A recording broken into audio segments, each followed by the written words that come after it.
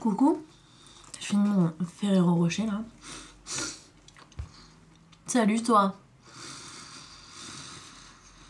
Aujourd'hui, on va parler d'un truc qui m'est arrivé. Ah, c'est dur, hein. C'est dur. Bon, reprenons depuis le début. J'habite à côté du bois de Vincennes. Et non, c'était en juillet, je pense pas que ce soit fin juillet. Mi-juillet. Quand les jours sont très très longs, que le soleil se lève à 5h et qu'il se couche vers 22h30, je suis allée promener cette bête féroce au bois de Vincennes, qui est juste à côté de chez moi, vers 21h. Il faisait plein jour, plein jour, et c'était une rue très très passante où j'étais, et il y avait plein de monde. Je vais, donc je traverse la rue, je m'apprête à traverser la rue, et je vois en face, sur le trottoir d'en face, quelqu'un qui m'attend. C'est-à-dire que je me suis arrêtée, je l'ai vu me regarder intensément avant de traverser, je me suis arrêtée, il marchait sur le trottoir d'en face, et puis il m'a vu, et il est revenu devant le passage piéton pour m'attendre. Et dans ta tête, à ce moment-là, tu te dis, il va rien m'arriver. Il va rien m'arriver parce qu'on est en plein jour, parce que c'est une rue passante, parce que j'ai mon chien. Il osera jamais, il aura peur de se faire mordre par le chien, cette bête féroce évidemment. Et il osera pas, il va rien se passer. Au pire, il va me regarder, il va me siffler et je vais filer, j'en sais rien. Il s'est passé tout ça dans ma tête. Donc je traverse, il me regarde toujours intensément, je passe à côté de lui et là il m'attrape le bras. Et je le regarde et je lui dis lâche-moi. On se connaît pas, lâche-moi. Et il me lâche pas. Et il parle pas. Il parle pas du tout. Cluedo restait complètement stoïque parce que c'est pas un chien d'attaque, donc je sais pas s'il était choqué, je crois qu'il s'est même pas rendu compte de ce qui se passait. Je me suis débattue, je lui ai dit lâche-moi, et là un premier homme, un homme, une personne âgée qui était à l'autre bout de la rue, a traversé pour voir ce qui se passait. Et je lui ai dit que je le connaissais pas, que voilà, il devait me lâcher. Et il m'a toujours pas lâché, et il a continué à vouloir me rapprocher de lui et essayer de m'embrasser. Et à ce moment-là, un homme est descendu du bus qui passait par là et a couru pour l'immobiliser et l'attraper. Et à ce moment-là, il se débattait encore, il voulait encore m'attraper, quoi. Il se débattait, et à ce moment-là, un camion, une camionnette, des sentinelles de l'armée passaient par là, par chance. Et là, immobilisé complètement, a appelé la police. Il y a une première voiture de la police municipale qui est arrivée, et puis une deuxième voiture de la police nationale qui l'a embarqué. Et voilà, le soir même, parce que j'ai entendu toutes ces histoires de filles qui n'allaient jamais porter plainte, parce que j'ai entendu... voilà, j'ai vu toutes ces procédures à chaque fois qui n'aboutissaient pas, et j'avais à cœur que même s'il m'était rien arrivé, même si c'était très choquant de se faire attraper dans la rue et forcer... il a essayé de m'embrasser quand même, enfin voilà.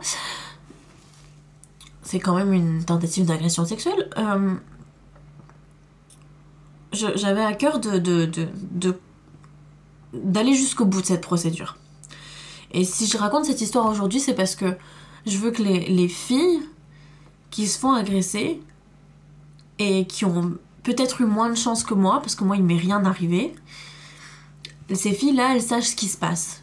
Ce qui se passe quand le mec il se fait attraper et que tout se passe bien dans la procédure. Parce que ça peut bien se passer aussi.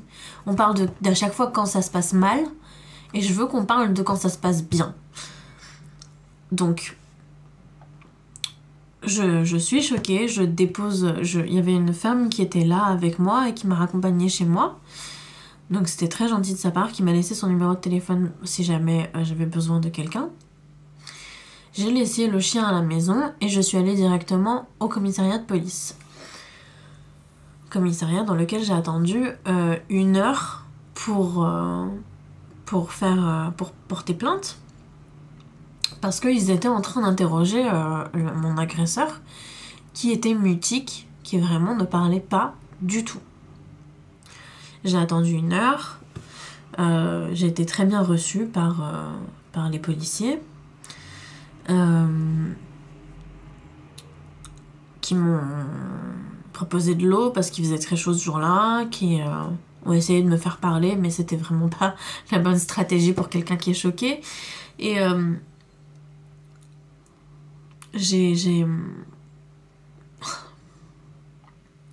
c'est encore hyper vif dans mon esprit. Ça fait plus de 6 mois que c'est arrivé, c'est encore très très vif dans mon esprit. Donc il était 23h30, j'ai fait ma déposition, j'ai porté plainte. C'est une femme qui a pris ma plainte, qui a enregistré ma plainte. Et elle m'a dit que voilà, qu'il était enfermé, mon agresseur, et que il allait probablement aller en prison directement parce qu'il l'avait attrapé tout de suite et que voilà, les faits étaient complètement avérés et qu'il n'y avait pas de doute. On n'a pas laissé la place au doute du tout. Et c'est là où j'ai eu énormément de chance aussi et où je le sais. Je sais qu'il n'y a pas eu de doute. Je sais qu'on n'a pas remis en doute ma parole. Personne n'aurait pu le faire. Il y avait plein de témoins. C'était en plein jour. Enfin, voilà. Il y avait des sentinelles de l'armée. Ils ont vu ce qui se passait. C'était pas possible. C'était pas possible qu'on remette ma parole en doute. C'était impossible. Et je sais que j'ai eu de la chance sur ça. Donc, voilà. Vous avez aussi il y a cette possibilité-là. Que ça se passe bien. Et que, parfois, la procédure allait jusqu'au bout. Donc j'ai déposé ma plainte ce soir-là et j'étais très très choquée et j'arrivais pas trop à dormir, mais j'ai dormi et j'ai fait ce que j'avais à faire. Et le lendemain, le commissariat m'a appelé pour me proposer d'aller voir un médecin judiciaire. Le seul rendez-vous que le médecin judiciaire avait, c'était le soir même à 21h à Créteil. Autant vous dire que je n'avais pas envie de prendre le métro à 21h, rentrer à 22h, voire 23h le soir, le lendemain d'une agression, enfin, je veux dire non, quoi. Donc je l'ai expliqué au policier à qui prenait le rendez-vous et il m'a dit, ben, on va vous escorter. On va vous escorter, on va prendre une voiture de police et on va vous escorter, on va vous amener, on va vous ramener. Et j'étais hyper reconnaissante que ça arrive. Donc si jamais vous avez ce souci-là, sachez que la police peut vous escorter et vous ramener. Donc le soir même, j'ai été déposée à l'hôpital, j'ai vu le médecin qui m'a posé des questions lambda, juste pour remplir le dossier et pour savoir si j'avais des répercussions psychologiques quantifiables. J'ai pas mangé pendant 48 heures, je dormais très mal, j'étais en état d'hypervigilance, j'étais pas très bien. Donc, ce qui peut se comprendre. Et du coup, le médecin l'a mis dans le dossier. Et il faut savoir que le médecin judiciaire que j'ai vu n'était pas psychologue, n'était pas psychiatre. Donc, il ne m'a pas aidé, il ne m'a pas donné je sais pas, c'était pas une session de thérapie, quoi. J'ai pas été aidée psychologiquement dans ce cas-là. Donc voilà. Et il m'a dit, bon bah voilà, c'est le dossier, et j'ai laissé la justice faire jusque-là. Et puis, une semaine plus tard, j'ai reçu un appel d'un numéro inconnu. Et c'était l'appel de mon avocate commise d'office qui me représentait lors du jugement de mon agresseur. Moi, j'étais pas là. Je faisais autre chose. Et elle m'a bien dit que j'avais deux options pendant le jugement de mon agresseur. Donc il faut savoir qu'il a été jugé à 6 mois de prison ferme. Voilà, et elle m'a dit que j'avais deux options. Pour une agression sexuelle, on peut demander, il y a toujours une audience sur intérêt civil, c'est-à-dire qu'on peut demander des dommages et intérêts pour ça. Du coup, elle m'a demandé si je préférais que le jugement, cette audience pour intérêt civil, elle se fasse tout de suite, qu'on en finisse tout de suite, ou qu'il y ait un report et qu'on le fasse plus tard. Et moi, je savais pas ce que ça impliquait, et je lui ai dit j'aimerais bien clore ce dossier. Et elle m'a dit mais je vois que vous avez eu des répercussions psychologiques qui sont dommageables, et vous pouvez demander des dommages et des intérêts là-dessus. Donc ce que je vous propose, c'est d'attendre une prochaine audience, de quantifier en argent, finalement,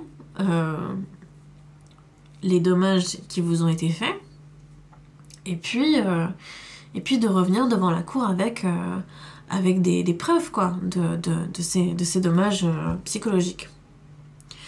Donc, on était en juillet, et l'audience a été reportée jusqu'en janvier. Jusqu'en janvier, donc 6 mois plus tard. 6 mois plus tard, je n'étais pas représentée par une avocate. Elle n'était pas là, et je suis allée au tribunal de grande instance de Créteil toute seule. Toute seule. Non, j'étais avec Mathéo. J'étais avec lui, mais j'étais pas représentée par quelqu'un de la justice. J'y suis allée, et pour cette audience sur intérêt civil, déjà vous entrez au tribunal, vous êtes fouillé. Non, vous passez les portiques. Et ensuite, comment ça se passe au tribunal de Créteil? Vous avez plusieurs chambres. Donc la chambre spécialisée au tribunal de Créteil, c'est la 13e. Et la 13e chambre n'est pas tout le temps dans la même salle. Les chambres ne sont pas tout le temps dans la même salle. Donc il faut aller regarder dans le tableau où est la 13e chambre et s'y rendre pour aller à sa propre audience. Et il faut savoir qu'il n'y a pas qu'une audience par horaire. On m'a demandé d'y aller à 9h15, mais il y avait beaucoup d'affaires qui étaient représentées ce jour-là. Donc vous y allez, il y a 2 avocats qui tiennent des listes de toutes les affaires avec toutes les victimes et les représentants des victimes. Il faut savoir que les affaires qui étaient là avant moi, c'était pas vraiment des affaires d'agression. Il y avait vraiment pas beaucoup d'affaires d'agression. Je crois que j'étais la seule audience sur intérêt civil, et d'ailleurs je suis passée en dernière. On m'a demandé de regarder où était mon nom sur un document de 42 pages. Je me suis demandé pourquoi il n'y avait pas de document Excel sur lequel on pouvait faire une simple recherche. Et pourquoi tout le monde écrivait à la main, et pourquoi les dossiers étaient tous papier. J'ai eu beaucoup de mal à comprendre pourquoi rien n'était automatisé et tout était encore sur papier. Ça m'a beaucoup déstabilisée de voir à quel point les dossiers étaient archaïques. Enfin, pourquoi est-ce que vous êtes encore sur papier? C'est très... Ça m'a beaucoup perturbée. Bon, bref, voilà. Et mon nom était associé à un numéro, et il fallait que j'attende qu'on appelle mon numéro pour me présenter devant le président de la chambre, je suppose, et lui dire ce qui se passait. Donc j'ai attendu, je suis arrivée à 9h15 et je suis passée 2h30 plus tard, donc 11h30, 11h45. C'était très long. C'était très long de voir tous ces gens défiler. C'était très long Très très long. 2h30 sans rien faire, c'est très long. Heureusement, j'étais pas toute seule, mais surtout pour une affaire comme ça qu'on a envie de clore, quoi. C'est long, 2h30. C'est très long. Et quand ça a été enfin mon tour, j'étais la dernière. Et je suis allée devant le président de cet avocat, je sais pas, je connais pas les termes. Et il a lu mon dossier, il a lu ce qui était en train de se passer. Il était assisté d'une avocate aussi, donc voilà. Il a lu ce qui se passait, il m'a dit qu'est-ce que vous voulez aujourd'hui? Et du coup j'ai réexpliqué ce qui se passait, expliqué mon histoire. Et il m'a dit votre agresseur n'est pas détenu aujourd'hui. Et je lui ai dit pardon? Et il m'a dit bah non. Et je lui ai fait mais attendez, il a été jugé, il a eu 6 mois de prison ferme. Et il m'a dit bah... Et il savait pas. Et j'ai réfléchi après et je me suis dit il a été jugé en juillet, il a été emprisonné immédiatement. On était en janvier, donc ça faisait 6 mois qui étaient passés, donc il était peut-être plus emprisonné, effectivement. Et ensuite, j'ai parlé avec un ami qui est policier et qui m'a dit que il a peut-être eu une liberté conditionnelle, on ne sait pas. Donc voilà, en même temps, c'était un homme qui était mutique, qui parlait pas du tout et qui avait l'air très troublé psychologiquement. Donc peut-être qu'il a été placé dans un je sais pas, dans un hôpital psychiatrique ou dans une clinique, dans un environnement qui était peut-être un peu plus propice à son rétablissement que une prison. Bien que il y ait beaucoup de gens qui ont des troubles psychologiques qui finissent en prison. Et bref, donc il me dit que mon agresseur n'est pas emprisonné et j'étais très étonnée. Et ensuite, il m'a demandé le montant des dommages que je voulais. Et il m'a un peu guidée sur ce que je pouvais demander ou pas, ou ce qui allait être rejeté ou pas. Et donc j'ai fait ma demande et maintenant je suis en attente de ce qui va se passer. Qu'est-ce qui est censé se passer? Donc ensuite j'ai parlé avec mon ami qui est policier et qui m'a un peu expliqué parce que les policiers se font très souvent agresser.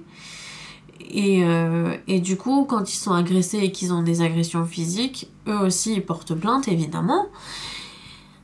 Ce qui arrive très souvent apparemment, et ils connaissent bien la procédure, du coup c'est pour ça qu'il me l'a expliqué. Donc il m'a dit que ces dommages et intérêts, ils allaient être jugés par la justice, très certainement. Moi je vais avoir le résultat de si je vais avoir des dommages et intérêts et quel montant dans un mois, le 22 février. Quand j'aurai ce montant, il faudra voir si mon agresseur est solvable ou pas, parce que c'est à lui de me verser ce montant. Si mon agresseur n'est pas solvable, ça va être un organisme qui s'appelle la CIPAV qui va prendre en charge ce montant et qui va me le reverser et qui va demander à mon agresseur de leur payer ce montant-là en plusieurs fois ou que sais-je, j'en sais rien. Donc dans tous les cas, si ma demande passe et que je suis rémunérée, on me donne mes dommages et intérêts, et ben je serai de toute façon, on me donnera de toute façon l'argent. Voilà. C'était une très longue histoire. Pourquoi est-ce que je suis allée jusqu'au bout? Pourquoi est-ce que je me suis pas arrêtée? Pourquoi est-ce que je suis allée demander des dommages d'intérêt? Pourquoi? Est-ce que j'ai besoin d'argent? Est-ce que je veux soutirer de l'argent à la justice? Est-ce que il m'est rien arrivé? Pourquoi est-ce que j'ai fait ça? J'ai fait ça parce que j'entends trop d'histoires. Comme je vous l'ai dit, j'ai un ami qui est policier. J'ai plusieurs amis policiers. Quand tu fais du crossfit, de toute façon, il y a des policiers partout parce que il y a des réductions pour les forces de l'ordre au crossfit. Si vous êtes policier, vous devez le savoir. Et il m'a raconté trop d'histoires de femmes qui voyaient être agressées et qui portaient pas plainte. Et j'ai entendu trop d'histoires de femmes qui étaient agressées et qui allaient porter plainte et qu'on croyait pas. Et j'ai entendu trop d'histoires où soit la justice a fait défaut aux victimes, soit les victimes n'avaient tellement peu foi en la justice qu'elles sont pas allées jusqu'au bout de cette démarche. Donc ça me tenait à cœur d'aller jusqu'au bout. D'aller voir le médecin judiciaire, même si je savais qu'il allait pas m'aider psychologiquement et que j'allais devoir faire une thérapie, je sais pas laquelle, mais en hypnose ou en EMDR ou que sais-je, que j'allais devoir me faire accompagner de toute façon. Je suis quand même... j'ai quand même répondu à mon avocate commise d'office et j'ai quand même fait un report sur mon audience sur intérêt civil parce que même si j'ai pas de dommages et intérêts, je veux quand même en demander juste pour le principe. Pendant 48 heures, j'ai pas mangé. Pendant un mois, j'ai pas pu travailler après. Comment est-ce que tu veux traiter des gens qui ont des traumatismes psychologiques alors que toi t'es traumatisé? Enfin, ça n'a aucun sens. Rien que pour le principe, même si on me donne 1 euro symbolique, ça sera le fait d'avoir... Ça sera le symbole que j'ai été comprise et qu'on admet qu'il faut me dédommager pour ce qui m'est arrivé. Et voilà, quoi qu'il arrive, je veux me dire que j'ai tout fait bien. Et je suis allée jusqu'au bout. Et j'ai rien à me reprocher dans cette affaire-là. C'est moi la victime. Et c'est moi qu'il faut qu'on dédommage. Voilà. C'est tout. C'était très long. C'était très long. Mais j'espère que ça a pu aider quelqu'un. Qui que ce soit. Et sachez que pour la prise en charge des traumas, il y a plein de solutions. Plein de solutions. Il y a plein de choses qui ont été découvertes. Il n'est pas... c'est pas seulement... pas seulement des thérapies de 12 ans qui marchent pas. Il y a plein de trucs, il y a l'EMDR qui est un dérivé de l'hypnose qui marche super bien sur les traumas, il y a l'hypnose aussi avec des régressions pour les états de stress post-traumatique, il y a plein de choses qui marchent très bien et on peut s'en sortir même après une agression ou une tentative d'agression. Voilà, peut-être que dans une vidéo je parlerai de l'état de stress post-traumatique pour qu'on comprenne bien ce que c'est et comment ça se traite, mais pour l'instant j'aimerais juste sortir du mien. Voilà, c'est tout. Merci de m'avoir écouté. Allez, bisous.